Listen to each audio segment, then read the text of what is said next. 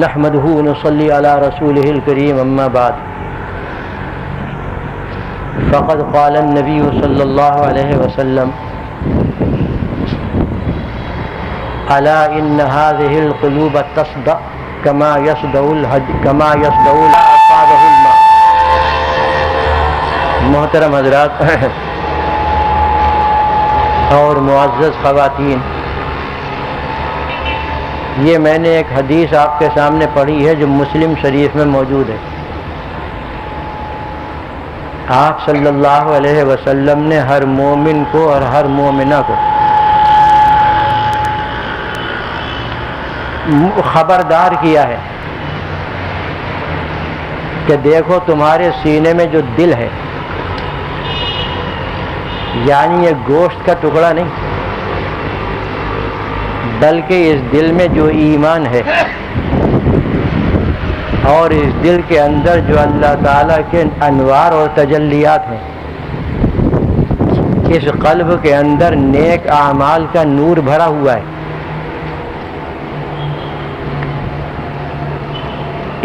ان دلوں کی حفاظت کرنا اللہ تعالیٰ کے اس فیض کی جو مومن کے قلب پر نازل ہوتا رہتا ہے، اللہ تعالیٰ کے اس نور کی جو ہر مومنہ کے دل پر جب وہ نیک عمل کرتی ہے نازل ہوتا ہے، اس کی حفاظت کرنا. اس لیے کہ یہ نور اور یہ قلب، اور اس سے مراد اسلامی قلب ہے، روحانی قلب ہے. یہ جسمانی قلب مراد نہیں ہے. جسمانی قلب پر تو اللہ تعالیٰ کی یہ تمام تجلیات اسی طریقے سے نازل ہوتی ہیں. کیوں؟ اس لیے نازل ہوتی ہیں کہ اس کے اندر ایمان کی روح موجود ہے. تو اس کی حفاظت کرنا، ایسا نہ ہو کہ یہ قلب تمہارا میلا ہو جائے، زنگ آلود ہو جائے، کالا پڑ جائے، سیاہ داغ دھبے اس کے اندر آ جائیں، کالک اس کو گھیر لے. مومن اور مومنہ کے دل کو تو نور گھیرے رہنا چاہیے. اگر وہ ایسے کام کرے گا کہ جس سے نور حاصل ہو تو ظاہر بات ہے کہ اس کے قلب کو نور گھیر لے گا. اور اگر وہ کام کرے گا کہ جس سے ظلمت اور تاریکی پیدا ہو تو اس کا وہ قلب جو ہے وہ تاریک ہو جائے گا اور سیاہ ہو جائے گا. گویا ان دلوں کا جو دل شرعی اعتبار سے اور اسلامی اعتبار سے دل ہے، اس کا بگاڑنا اور اس کا سنوارنا، اس کا کالا رکھنا، اس کے داغ دھبے باقی رکھنا اور اس کے صاف کر لینا اور اس کا پالش کر لینا، یہ ہر ایک کے اختیار میں. جب بھی جس کا دل چاہے اپنے دل کو کالا کر لے، اور جب دل چاہے تو وہ خاص عمل کر کے جو ابھی میں بیان کروں گا اپنے دل کو صاف کر لے. دار و مدار دل پر ہی ہے. ایمان کا تعلق بھی دل سے ہی ہوتا ہے، نیت کا تعلق بھی دل سے ہوتا ہے. نیت کے فساد، نیت کی خرابی اور نیت کے اچھے ہونے کا تعلق بھی دل سے ہوتا ہے. اسی طریقے سے جتنے بھی اعمال انسان کرتا ہے اچھے یا برے، ان کا تعلق دل سے ہوتا ہے. عمل تو اس نے کیا ہاتھ پاؤں سے، لیکن اس کا اثر دل پر پہنچا. عمل تو اس نے کیا اپنی زبان سے اور اپنی آنکھوں سے، اپنے کانوں سے، لیکن اس کا اثر پہنچے گا دل پر. اگر وہ اپنی آنکھوں سے، اپنی زبان سے اور اپنے کانوں سے نیک باتیں کرتا ہے، سنتا ہے، دیکھتا ہے، تو وہ اثر دل پر پہنچے گا اور دل میں نور پیدا ہو جائے گا. یہ نور جس کا میں ذکر کر رہا ہوں اللہ تعالیٰ دل میں پیدا فرما دیتے ہیں، اور اس کے بارے میں قرآن کریم اور احادیث کے اندر صاف تصریحات موجود ہیں. یہ ہمیں ان مادی آنکھوں سے نظر نہیں آئے گا، اس لیے کہ ہماری یہ مادی آنکھیں جو دنیا میں ہیں بہت کمزور ہیں. یہ تو اتنی کمزور آنکھیں ہیں کہ پس پردہ کچھ دیکھ نہیں سکتی. اوجھل ہو جائے کوئی چیز نظروں سے تو ان کو ان آنکھوں سے دیکھا نہیں جا سکتا. آخرت کی آنکھیں جو ہیں وہ بڑی تیز ہوں گی، اور وہ ہر بندے کو ملیں گی، ہر بندی کو ملیں گی، جیسا کہ قرآن کریم میں اس کا ذکر ہے کہ فَكَشَفْنَا عَنْكَ غِطَاءَكَ فَبَصَرُكَ الْيَوْمَ حَدِيدٌ، آج ہم نے تمہاری نظروں سے پردے اٹھا دیے، لہذا قیامت کے دن تمہاری نظر بہت تیز ہو گئی، اس قدر تیز نظر ہوگی کہ آپ تھوڑا اندازہ لگائیے میدان حشر کس قدر طویل و عریض اور کس قدر وسیع ہوگا. ہم اس دنیا میں رہ کر اس کا صحیح اندازہ اور تخمینہ قائم نہیں کر سکتے، اس لیے کہ تمام مخلوق، اولین آخرین، اگلے پچھلے، تمام انسان، تمام جنات، اور ان کے ساتھ اللہ تعالیٰ کے احکام کو نافذ کرنے کے لیے فرشتوں کی بے شمار جماعتیں میدان حشر میں ہوں گی. اتنا طویل و عریض اور اتنا وسیع ہوگا میدان حشر کہ اس میں ایک طرف جہنم کو بھی لا کر رکھا جائے گا اور ایک طرف جنت کو بھی لا کر رکھا جائے گا. اور اسی میدان حشر میں بعد میں اللہ تعالیٰ کا عرش بھی آ جائے گا. عرش خداوندی کس قدر وسیع ہے اور کس قدر بڑا ہے، بس اتنا سمجھ لیجئے جیسا کہ حدیث شریف میں آیا کہ عرش الہی تمام آسمانوں کو اور آسمانوں کے درمیان جس قدر بھی کائنات اور مخلوقات ہیں ان سب کو محیط ہے اور گھیرے ہوئے. اس عالم میں جب عرش اتنا بڑا ہے تو پھر بتائیے آخرت میں کتنا بڑا ہوگا. تو جنت بھی ہے، جہنم بھی ہے، یہ بہت ہی وسیع و عریض ہے. جنت اور جہنم، جنت کے بارے میں تو خود قرآن کریم نے فرما دیا عرضھا کعرض السماء والارض، کہ اس کی چوڑائی اتنی ہوگی کہ جیسے چوڑائی ہے تمام آسمانوں کی اور زمین، جنت کی چوڑائی.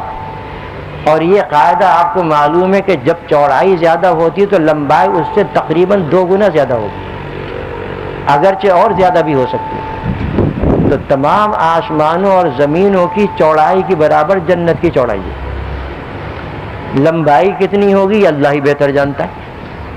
یہ جنت بھی لا کر رکھ دی جائے گی میدان حشر میں، جہنم بھی میدان حشر میں لا کر رکھ دیا جائے گا. اور جہنم اللہ محفوظ رکھے جنت سے بھی زیادہ وسیع و عریض ہے، اس لیے کہ جہنمی زیادہ ہیں اور جنتی کم ہے. اس قدر وسیع و عریض ہے، اس قدر لمبی چوڑی ہے، اس قدر گہری ہے کہ اس کا کوئی اندازہ انسانی عقل نہیں لگا سکتی.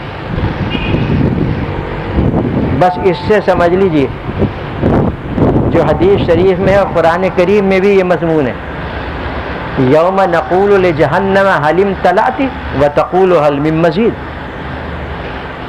جہنم میں تمام وہ مخلوق کہ جو جہنم کی مستحق ہے ڈال دی جائے گی، اور وہ مخلوق بہت زیادہ ہے، ایک کثیر تعداد انسان کافر انسانوں کی. جیسا کہ آپ دیکھتے ہیں کہ دنیا میں کافر زیادہ ہیں اور مومن کم، اور پھر جنات ان کی بھی ایک کثیر تعداد کفر کے اندر مبتلا ہے، وہ بھی اس کے اندر داخل ہے، اور جنات کی تعداد انسانوں سے زیادہ ہے. اور پھر یاجوج و ماجوج جیسا کہ حدیث شریف میں آیا ہے ان کی تعداد تو بہت ہی زیادہ ہے، وہ بھی سب جہنم میں جائیں گے. اتنی کثیر تعداد مخلوق کی جہنم میں جائے گی تو اسے تو بھر جانا چاہیے. لیکن اللہ تعالیٰ فرما رہے ہیں کہ ہم یوم حشر میں جہنم سے پوچھیں گے کہ حلیم تلاتے تیرا پیٹ بھر گیا نہیں بھرا؟ وہ کہے گی حلیم مزید کچھ اور ہے تو وہ بھی لاؤ، پیٹ نہیں بھرا اور چاہیے. اب آپ اندازہ لگائیے کہ جہنم کتنی وسیع و عریض ہے. یہ سب کے سب میدان حشر میں موجود. اس سے میدان حشر کی وسعت، اس کی چوڑائی، اس کی لمبائی کا اندازہ کچھ کیا جا سکتا ہے. مخلوقات تمام اس کے اندر موجود ہوگی، مکلف مخلوقات، اور ساتھ ہی ساتھ یہ تمام چیزیں ہوں گی. بتائیے کس قدر وسیع و عریض ہوگا میدان حشر. یہ میدان حشر کی وسعت کا میں نے تھوڑا سا نقشہ آپ کے سامنے کھینچا ہے. اس میدان حشر کے اندر سب کچھ ہوگا، حساب و کتاب ہوگا، سبھی کچھ ہوگا. تو وہاں پر انسان کی نظر اتنی تیز ہو جائے گی.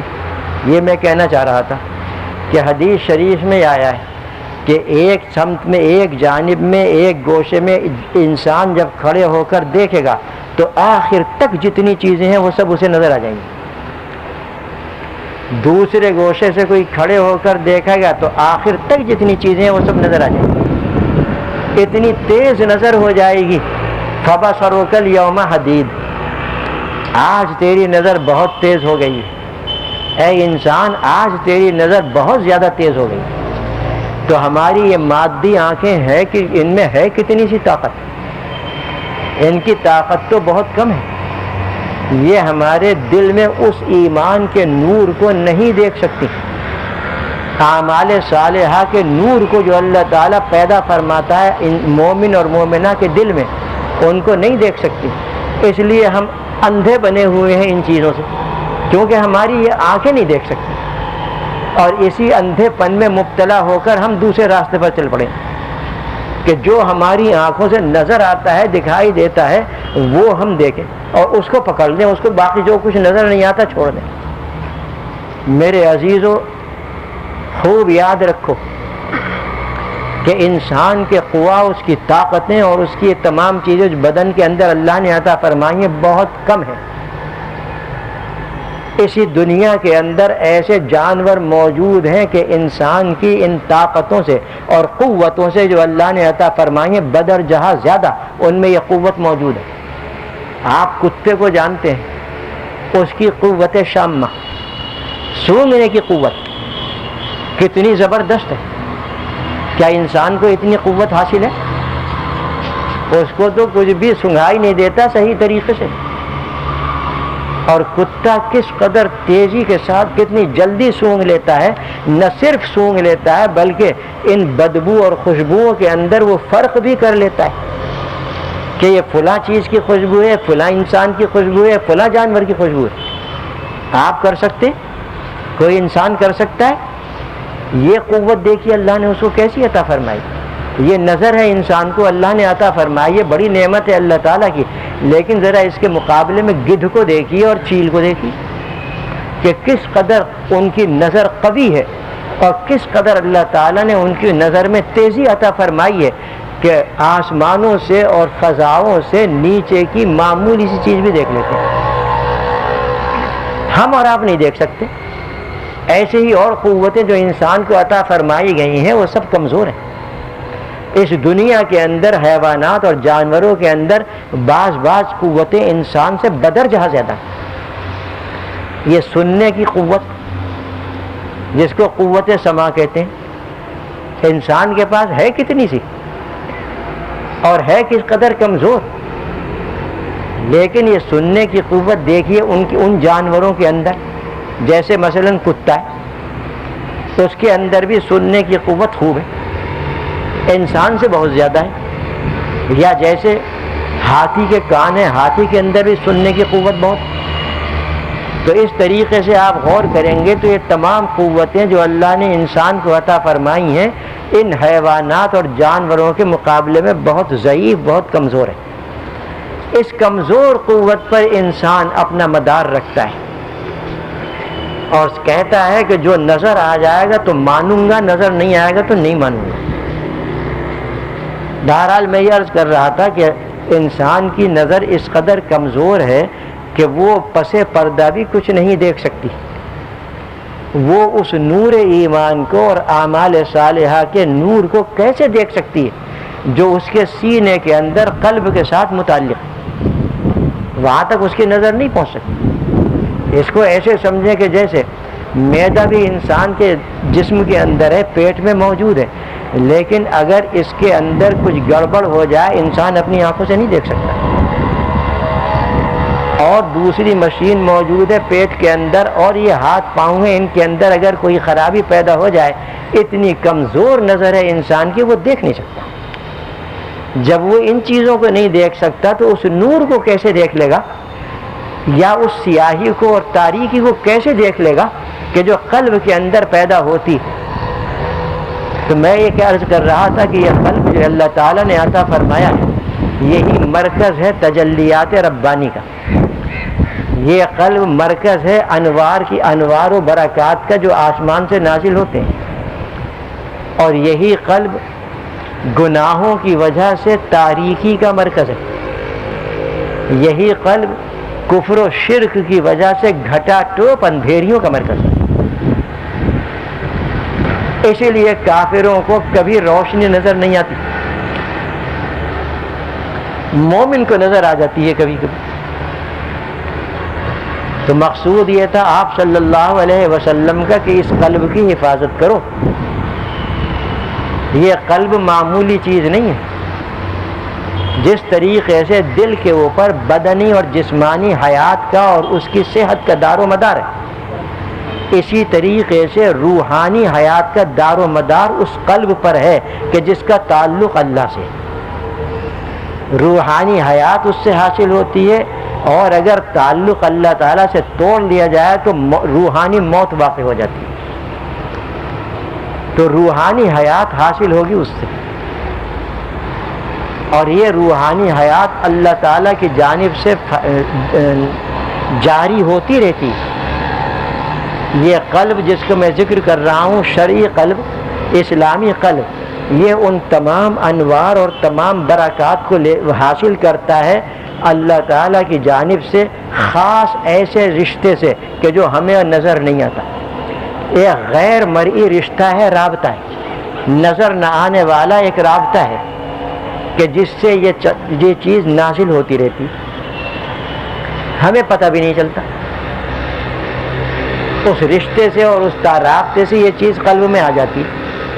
اب یہ قلب ان تمام انوار اور برکات کو لے کر چلتا ہے اور پورے جسم کے اندر انہیں پھیلا دیتا ہے، جس طرح خون کو پورے جسم کے اندر وہ پھیلا دیتا ہے۔ اسی طریقے سے ان انوار و اسلامی قلب اور روحانی قلب انوار و برکات کو لے کر، اللہ تعالیٰ کی تجلیات کو لے کر، اور اس کی جانب سے فائز ہونے والی اور اس کی جانب سے جاری ہونے والی برکتوں کو لے کر پورے بدن میں پھیلا دیتا ہے۔ پھر تو حال یہ ہوتا ہے بندے کا، جو حدیث شریف میں آیا کہ اس کی آنکھوں سے کوئی اللہ کی نافرمانی پھر سرزد نہ ہوگی، اس کی زبان سے گناہ کا کوئی کلام صادر نہ ہوگا، اس کے کان گانے بجانے کی طرف متوجہ نہیں ہوں گے، اس کے ہاتھ پاؤں سے کوئی ظلم نہ ہوگا، اور اس کے ہاتھوں سے اور اس کے پاؤں سے ہمیشہ نیکی کے کام سرزد ہوتے رہیں گے۔ وہ روحانی حیات پہنچتی ہے پورے بدن میں، اور جتنی زیادہ اس روحانی حیات کے اندر قوت ہوتی ہے، طاقت ہوتی ہے، اتنا ہی بندہ گناہوں سے رکتا ہے، اتنے ہی اس کے اعضاء اللہ کی فرما برداری میں چلنے لگتے ہیں، اور اتنے ہی وہ اپنے آپ کو گناہوں سے محفوظ رکھنے کی پوری کوشش کرتا ہے۔ تو فرمایا کہ اس قلب کی حفاظت کرو۔ یہ ایک بڑی عجیب چیز ہے تمہارے پاس جو اللہ نے عطا فرمائی، جسمانی اعتبار سے بھی اور روحانی اعتبار سے بھی۔ یہ جسمانی حیات کا اور اس کی صحت کا بھی مرکز ہے، اور روحانی حیات اور اس کے اندر بالیدگی اور نشو و نما کا بھی مرکز ہے۔ روحانی قلب اگر کمزور ہوگا، اعضاء میں بھی وہی کمزوری ہوگی، طاعات کے اندر، عبادات کے اندر، فرما برداری کے اندر۔ روحانی قلب کے اندر اگر حیات موجود ہے اور قوی حیات موجود ہے، زندگی موجود ہے، پوری زندگی، بھرپور زندگی موجود ہے، یہ اعضاء بھی اس کے تابع ہو کر اللہ کی فرما برداری میں لگ جائیں گے۔ بات بہت لمبی ہو جائے گی، ورنہ میں اس کی مثالیں اور اس کی دلیلیں قرآن و حدیث سے پیش کرتا ہوں۔ یہ تمام مضامین جو میں عرض کر رہا ہوں قرآن کریم سے بھی ثابت ہیں اور احادیث سے بھی ثابت ہیں۔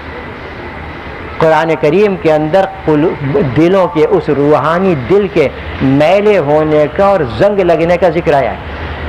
کلا بل ران علی قلوبہم ما کانوا یکسبون، تو ان کے دلوں پر زنگ لگ گیا ہے، کافروں کے دلوں پر زنگ لگ گیا ہے. ما کانوا یکسبون، ان کے اعمال بد کی وجہ سے. تو زنگ لگنے کا ذکر آیا قرآن کی اس آیت میں، اور حدیث شریف کے اندر بھی ذکر آیا ہے سیاہی کا، دھبے کا، داغ کا اور زنگ کا ذکر بھی آیا. چنانچہ یہ حدیث جو میں نے مسلم شریف کی تھوڑی سی آپ کے سامنے پڑھی، اس کا مضمون یہ ہے، آپ نے فرمایا کان کھول کر سن لو، الا کان کھول کر سن لو. اور یہ خطاب پوری امت کو ہے، جو آپ کے زمانے میں حضرات جو امتی موجود تھے ان کو بھی خطاب ہے، اور قیامت تک آنے والی امت کو خطاب ہے، جس میں مرد بھی داخل ہیں، خواتین بھی داخل ہیں، جس میں جوان بھی داخل ہیں، بوڑھے بھی داخل ہیں، جس میں پورے عالم کے مسلمان داخل ہیں. ان سب کو خطاب ہو رہا ہے. الا کان کھول کر سن لو، ان هذه القلوب تصدع، یہ روحانی دل ایسے ہیں کہ جن میں زنگ بھی لگ جاتا ہے، زنگ لگ جاتا ہے ان میں. کما یصدع الحدید اذا اصابہ الماء، جیسے لوہے پر پانی پہنچے اور صفائی وغیرہ نہ ہو تو اس پر زنگ لگ جاتا ہے. جس طرح لوہے کو زنگ لگتا ہے اسی طرح اس روحانی دل کو زنگ لگتا ہے. چونکہ حضرات صحابہ کرام یہ تمام حقائق اور معارف جانتے تھے، اس لیے انہوں نے مزید کوئی سوال نہ کیا، بلکہ دوسرا سوال کیا جو آگے آ رہا ہے. اس سے اتنا معلوم ہو گیا کہ دلوں پر زنگ لگ جاتا ہے.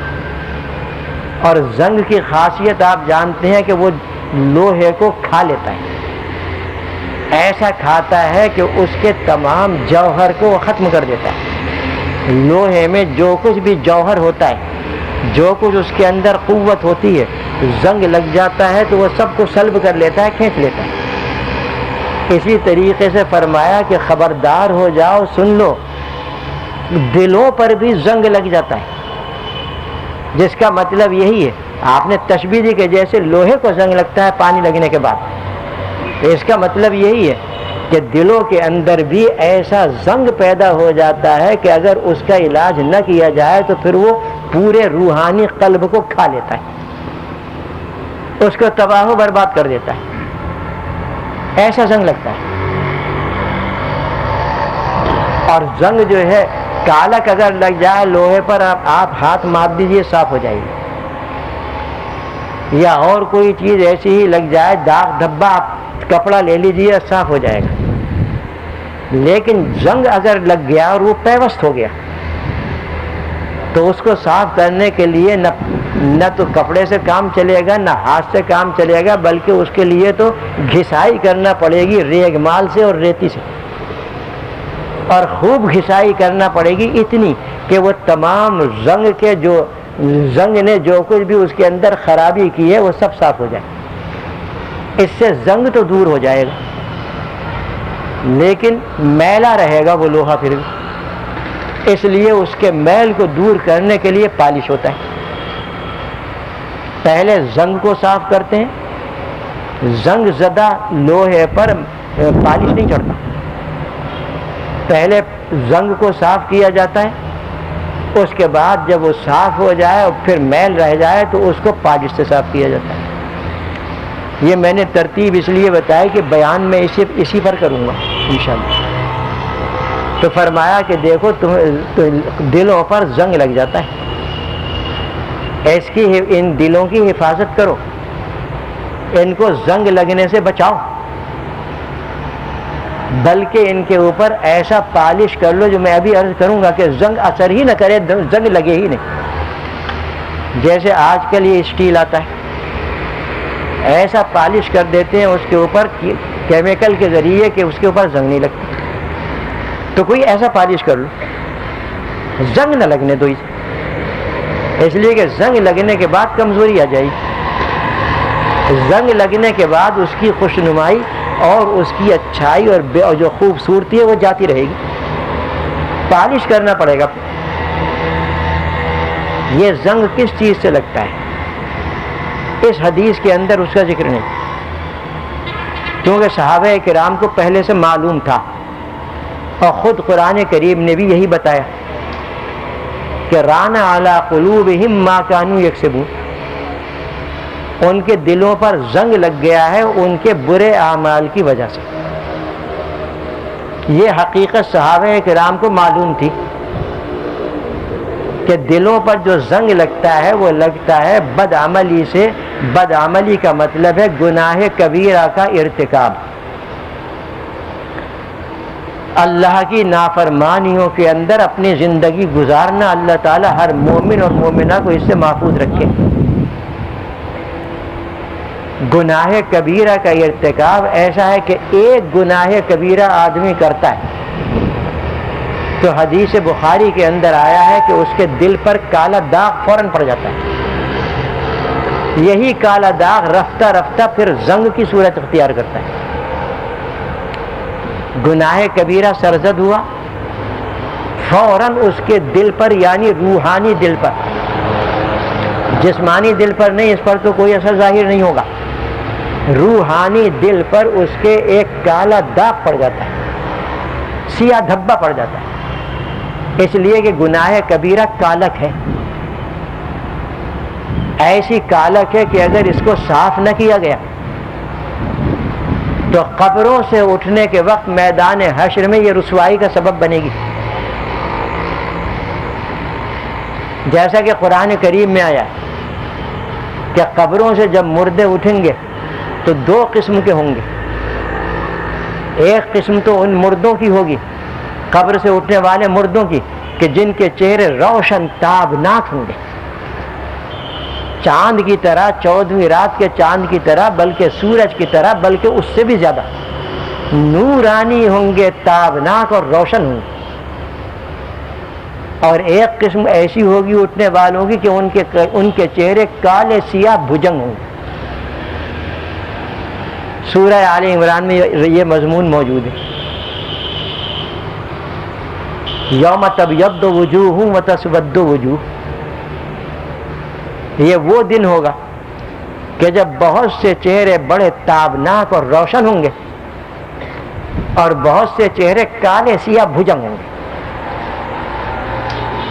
یہ کالے سیاہ بھجنگ چہرے جو ہیں یہ از خود نہیں ہوئے ہیں وہاں پر، بلکہ دنیا سے یہ کالک لے کر گیا ہے، وہ دنیا سے گناہ کبیرہ کی کالک اور سیاہی اور دھبے لے کر گیا ہے، وہ وہاں پر اس کے چہرے پر آ جائیں گے۔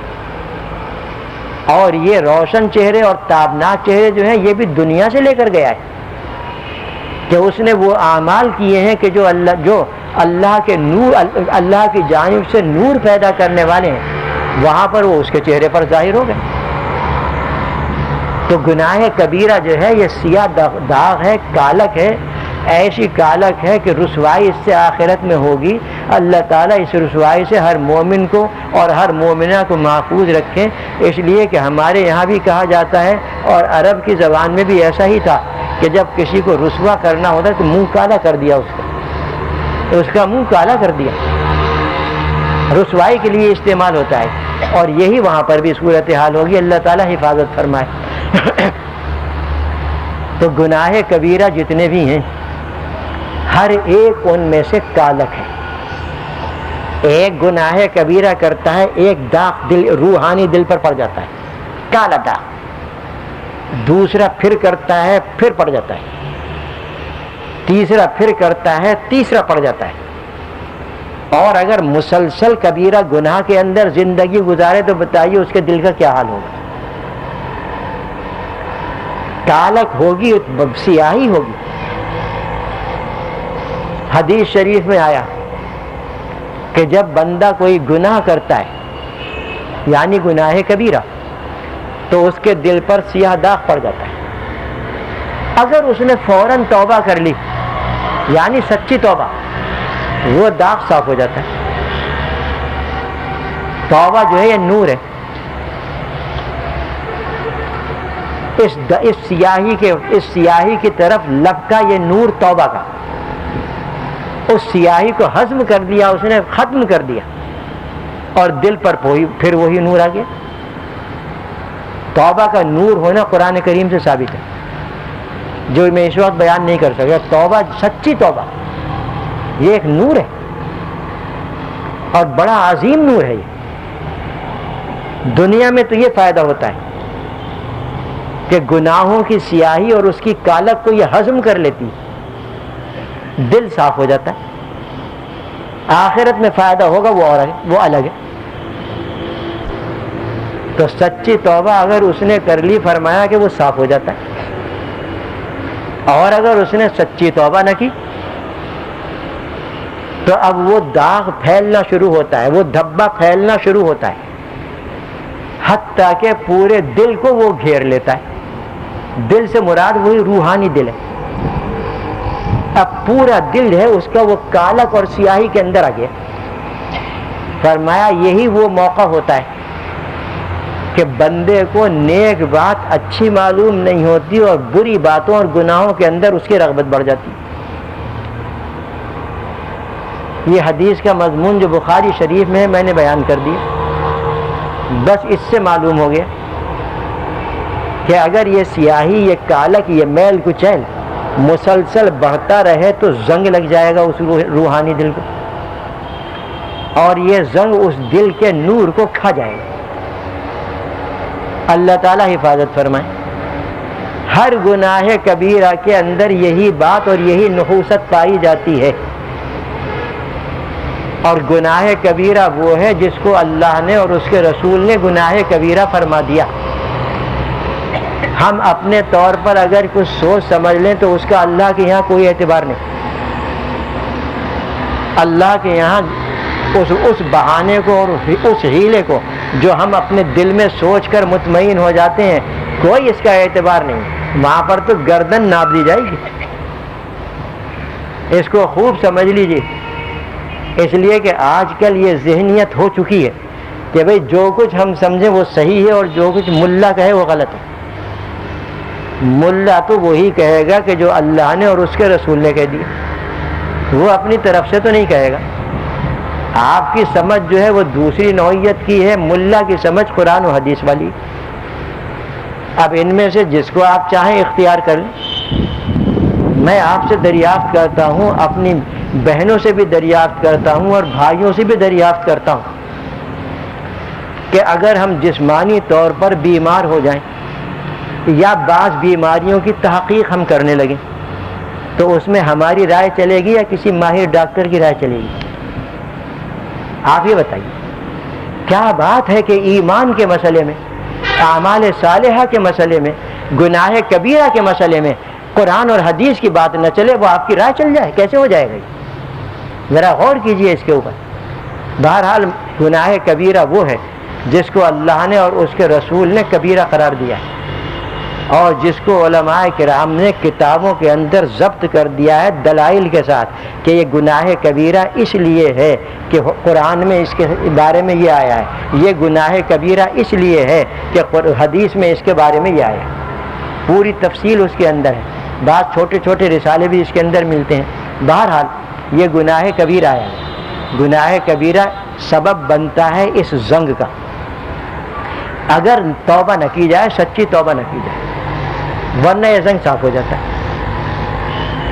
اب خود غور کر لیجئے کہ ہماری یہ زندگی جو اس معاشرے کے اندر چل رہی ہے، یہ معاشرہ جو گناہ آلود معاشرہ بنا دیا گیا ہے، ایمان والوں کا معاشرہ قرآن کریم کی نظر میں نہایت پاکیزہ معاشرہ ہے.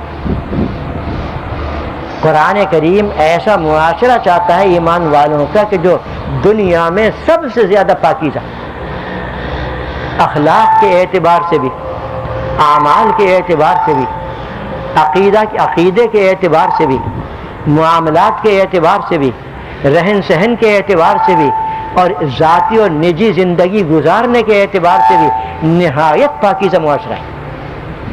قرآن تو ایسا معاشرہ چاہتا ہے. وہ معاشرہ جو قرآن کریم چاہتا ہے وہ گناہوں سے پاک و صاف ہے، ہر کبیرہ گناہ سے پاک و صاف ہے.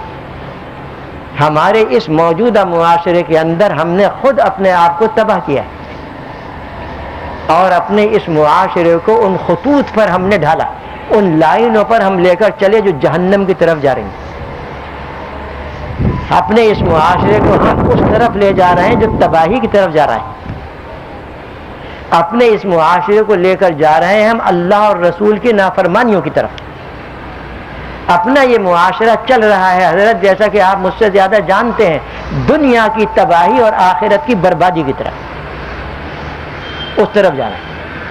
تو اس موجودہ معاشرے کے اندر آپ بتائیے کہ آدمی گناہ کبیرہ کتنے کر رہا ہے دن بھر میں؟ ایک گناہ کبیرہ کا میں نے بتایا، دن بھر میں کتنے گناہ کبیرہ اس سے ہوتے ہیں اور کتنی مرتبہ وہ توبہ کرتا ہے، سچی توبہ ان گناہ کبیرہ سے۔ ہر ایک ہم میں سے اپنا اپنا جائزہ لے کر فیصلہ کرے۔ عمومی حال تو یہ ہے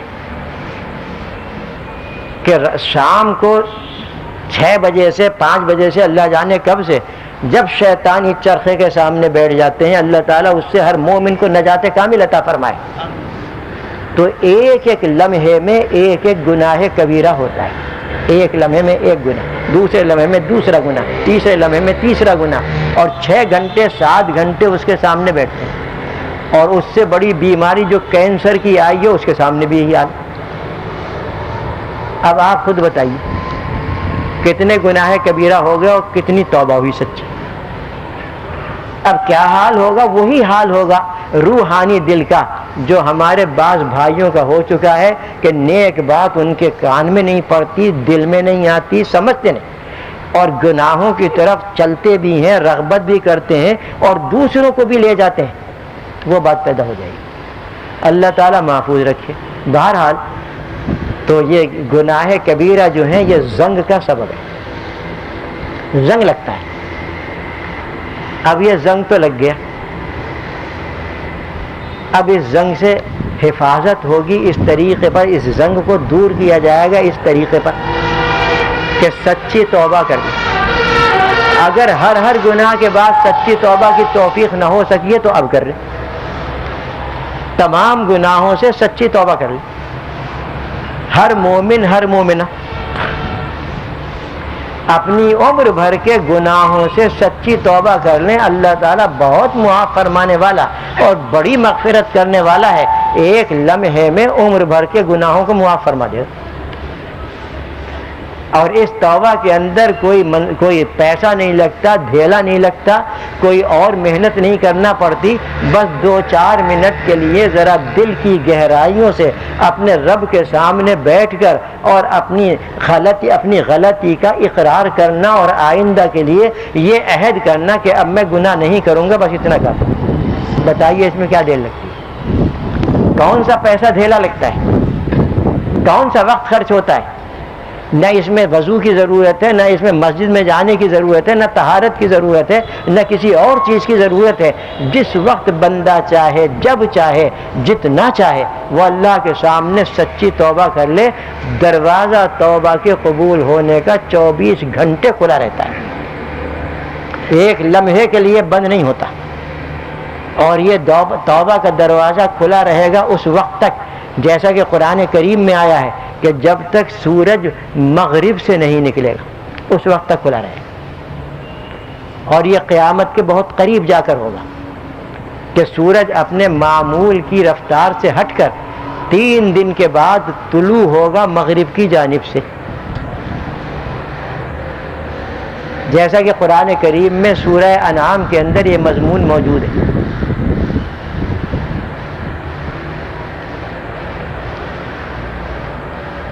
تو اس وقت تک یہ دروازہ توبہ کا کھلا رہے گا۔ اس مہلت سے فائدہ اٹھانا چاہیے۔ اگر اب تک توبہ سچی توبہ نہیں کی ہے تو کر لینا چاہیے، دروازہ کھلا ہے، توبہ وہاں پہنچ جائے گی۔ اور توبہ کرنے سے، بندے کی توبہ کرنے سے اللہ تعالیٰ بڑے خوش ہوتے ہیں، اتنے خوش ہوتے ہیں کہ کسی اور بات سے خوش نہیں ہوتے، جیسا کہ حدیث بخاری میں آیا ہے کہ بہت زیادہ خوش ہوتے ہیں اللہ تعالیٰ بندے کی سچی توبہ کرنے۔ اللہ تعالیٰ خوش بھی ہو رہے ہیں، گناہ بھی معاف ہو رہے ہیں، دل کا زنگ بھی دور ہو رہا ہے، کالک بھی دور ہو رہی ہے۔ بتائیے اتنی بہترین چیز کو ہم چھوڑے بیٹھے، تو اب کر لیں تمام گناہوں سے توبہ، اللہ تعالیٰ معاف فرمائے گا. اور روزانہ بھی توبہ کرتے رہنا چاہیے، کم سے کم صبح کو اور شام کو، اس لیے کہ ہمیں کچھ پتہ نہیں چلتا کہ ہم کتنے گناہ کبیرہ دن بھر میں کر جاتے ہیں. ہمیں کچھ پتہ نہیں چلتا کہ رات بھر میں ہم سے کتنے کبیرہ گناہ ہو جاتے ہیں. اس لیے صبح شام میں بھی توبہ کرنا چاہیے، روزانہ توبہ کرتے رہنا چاہیے. بہرحال تو توبہ کرنے سے وہ زنگ دور ہو گیا، وہ میل کچیل دور ہو گیا، وہ سیاہی اور کالک دور ہو گئی جو گناہوں کی نحوست اور اس کی بدی کی اور برائیوں کی وجہ سے آ گئی. یہ تو دور ہو گیا، لیکن دل ابھی صاف نہیں ہوا، ابھی میل اس پر موجود ہے. تو اسی کو صحابہ کرام نے پوچھا کہ کس طرح صفائی کریں ہم دلوں کی، پالش کس طریقے سے کریں. وما جلاوہ یا رسول اللہ، دلوں کا پالش کس چیز سے ہوگا، اس میں رونق، اس میں آب و تاب کس چیز سے پیدا ہوگی، اس کے اندر انوار، اللہ تعالیٰ کی جانب سے جو انوار آتے ہیں، نور آتا ہے، وہ کیسے آئے گا اور کیسے وہ فائدہ پہنچائے گا. تو آپ نے اس کے 2 نسخے بتائے. یہی میرا مقصود تھا. پہلا نسخہ بتایا آپ نے کثرت و ذکر الموت، اپنی موت کو کثرت سے یاد کرو. یہ پالش ہے، یہ دلوں کے اوپر آب و تاب پیدا کرنے والی چیز ہے. یہ روحانی دل کے میل کچیل کے دور ہونے کے بعد اس میں رونق پیدا کرنے والی چیز ہے. اور دوسرا نسخہ بتایا وتلاوت القرآن، اور کثرت سے قرآن کریم کی تلاوت کرو.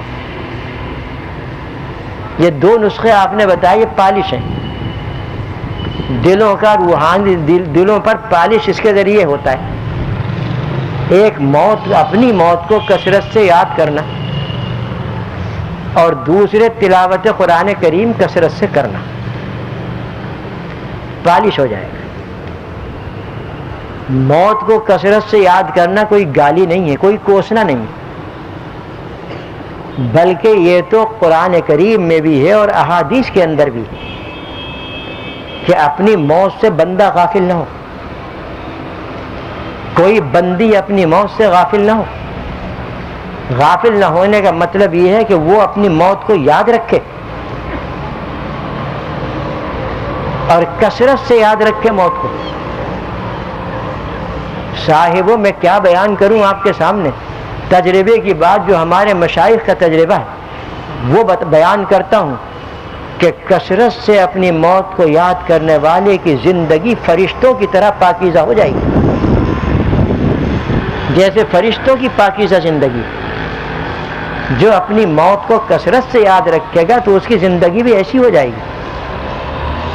اس لیے کہ انسان جتنے بھی گناہ کرتا ہے، گناہ کبیرہ خصوصیت کے ساتھ، وہ اپنے انجام کو پیش نظر رکھ کر نہیں کرتا، بلکہ غفلت کے اندر کرتا ہے. اس وقت نہ موت کا تصور ہوتا ہے گناہ کرتے وقت، نہ اس کو اپنی قبر کا کوئی تصور ہوتا ہے، نہ اس کو اپنے حشر کا کوئی تصور ہوتا ہے، نہ اس کو اللہ کا کوئی خوف ہوتا ہے، نہ لوگوں کا کوئی خوف ہوتا ہے. ہر چیز سے بے نیاز ہو کر وہ گناہ کرتا ہے. جب موت یاد کرے گا گناہ کے موقع پر، یقین رکھیے تمام جوش بیٹھ جائے گا. جو ہیجان پیدا ہوتا ہے اور جوش پیدا ہوتا ہے وہ سب بیٹھ جائے گا، جھاگ کی طرح بیٹھ جائے گا. آپ جب چاہے تجربہ کر کے دیکھ لیجیے. بہترین نسخہ ہے گناہوں سے بچنے کا اور دل کو پالش کرنے کا. فرض کیجیے ایک شخص چوری کرنا چاہتا ہے اور وہ قادر ہے اس بات پر کہ مال رکھا ہوا ہے دوسرے کا اور کوئی محافظ اور نگراں بھی نہیں ہے، چوری کر سکتا ہے. لیکن اگر اسی وقت وہ یہ یاد کر لے کہ مجھے مرنا ہے اور اس کا جواب دینا ہے، یہ تمام جذبہ چوری کرنے کا بیٹھ جائے گا. اور وہ نہ صرف یہ کہ ہاتھ نہیں بڑھائے گا بلکہ اس جگہ سے اٹھ کر چلا جائے گا. ایسے ہی دوسرے تمام کبیرہ گناہ کہ جب بھی اس کا جذبہ پیدا ہو بس فوراً اپنی موت کو یاد کر لے کہ مجھے قبر میں جانا ہے، مجھے وہاں حساب و کتاب دینا ہے، مجھے مرنا ہے، فوراً وہ گناہ کا جذبہ ختم ہو جائے گا اور نیک بندوں کی طرح زندگی گزارے گا۔ جہاں فرمایا کثرت و ذکر الموت، ایک آدھ مرتبہ یاد کر لینا موت کا یہ کافی نہیں ہے، بلکہ کثرت کا لفظ فرمایا کہ کثرت سے یاد کرو، اور کثرت سے یاد کرنے کا طریقہ ایک میں نے یہ بتا دیا کہ اس طریقے سے یاد کرو، جب بھی کوئی داعیہ اور جذبہ پیدا ہو گناہ کا، فوراً موت کو یاد کر لو، اور جذبے پیدا ہوتے رہتے ہیں اور ہوتے رہیں گے، گناہوں کے جذبے پیدا ہوتے ہیں اور ہوتے رہیں گے، بس جب بھی کوئی جذبہ پیدا ہو فوراً موت کو یاد کر لو۔ صبح کی نماز کا وقت ہے، اذان ہو چکی ہے، آنکھ کھل گئی ہے، اب جذبہ پیدا ہوا کہ تھوڑی دیر اور ٹھہر جاؤ، تھوڑی ایک نیند اور لے لو، تھوڑا آرام اور کر لو، بعد میں پڑھ لیں گے، بس فوراً اپنی موت کو یاد کیجیے، ہڑبڑا کے اٹھ جائیں گے آپ کہ ہاں یہ تو مجھ سے سوال ہوگا قبر کے اندر، میں کیسے جواب دوں گا، ہڑبڑا کے اٹھ جائیں گے اور نماز پڑھ لیں گے آپ۔ ہر گناہ کے اندر یہی چیز ہے، تو اس لیے کثرت تو ایک یہ ہے کہ جب بھی گناہ کا جذبہ پیدا ہو، اور یہ ہوتے رہیں گے، اسی وقت یاد کر لو موت کو، انشاءاللہ حفاظت ہو جائے۔